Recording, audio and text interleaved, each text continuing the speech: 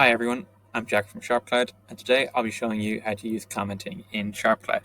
By the end of this video, you'll understand everything you need to know about using comments to notify other people on your team and to convey important information across SharpCloud. So you can see here we've got a standard SharpCloud layer view, and if I wanted to leave a comment on the view in general, I'd open up this comment option. You can see there's already an example comment in from a member of my team on this demo story.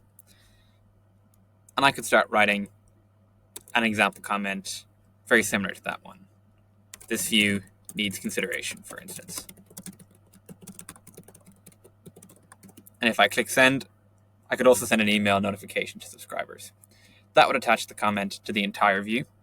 I could also pick out a particular item, like improve local airports, and give that particular comment saying, this item needs consideration, for instance, and sending that comment. The final thing to realize with comments is that I can use the @ function to notify specific users. So I could @ the entire team, I could @ everyone in the SharpCloud story, or I could @ specific members of my team. All that allows you to tailor your comments and make sure that the people who need to be notified get notified.